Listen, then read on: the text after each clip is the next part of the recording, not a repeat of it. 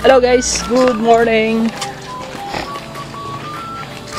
And update lang tayo ulit. Update lang tayo sa ating mga alagang sa alaga nating baboy. At nga pala, ito nga pala bago nga pala sa inyo yung update. Ayan, kung di ka pa nakasubscribe nga pala sa aking channel, ayan, i-click mo na yung subscribe button and pati yung notification bell para updated ka sa lahat ng videos. Ayan, nangyayari sa akin dito sa probinsya. So ayan, ito nga pala yung mga alaga nating baboy, ayan, mga alaga nating big. And 2 months and 12 days na sila, and actually naka-post na sila sa Facebook and naka-for sale na sila. Actually meron na tayong ilang pirasong dito, yung malalaki na. So ayun, yung medyo batik yun nandun sa dulo. Tapos ito, ayan, itong dalawang puti. Yung tatlo dito, yung tatlong big, medyo maliit pa. So kailangan pa natin palakihin pa ng konti pa.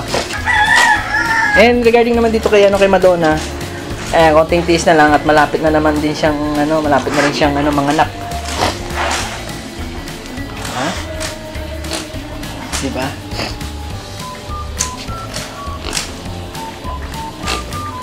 Yan. So, malapit na rin yan, malapit na manganak yan. So, hintayin na lang natin. So, 1 buwan pa yata ang antay natin diyan. Basta naka-for sale na yan.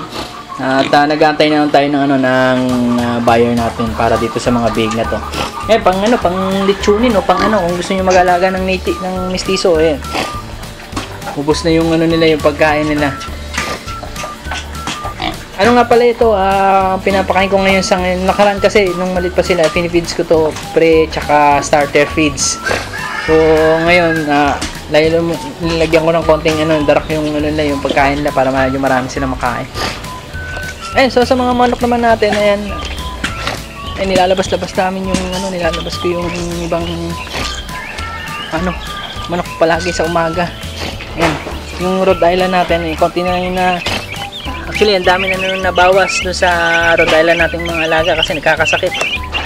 Tapos ito naman yung yung mga manok natin, Brahma native.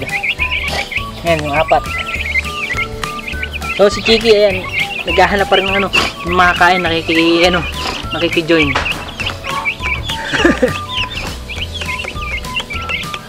Wala nang ginawa yan, kundi gumala dito. Ito yung pinaka-spoiled na manok napapalabas ko to madali lang kasing hulihin. Hindi katulad nung nandun sa loob, baka mahirap hulihin yung mga yun. So ngayon mga kalabas, yun lang muna yung update natin. And isa pa pala, hindi pa tayo bumabiyahe at wala pa tayong nakukuhang kliyente at nakasasagap na booking dito sa lugar namin.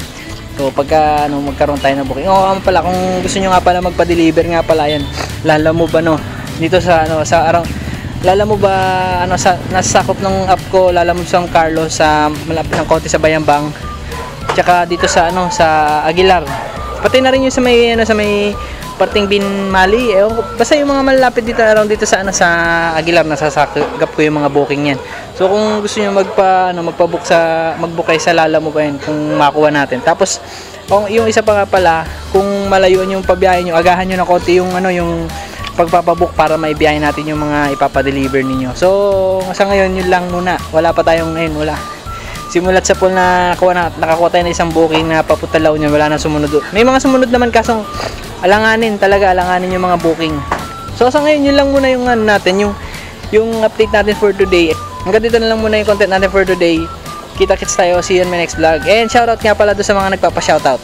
Thank you, see you on my next vlog. Bye bye and God bless sa inyo. And kung nga pala bago ko yan yung video na to, and kung di ka pa nakasubscribe sa akin channel, i-click mo yung subscribe button and pati yung notified bell para updated ka, and pahingi na rin ako ng isang like. So thank you, let's see you in my next vlog. Bye bye and God bless sa inyo lahat.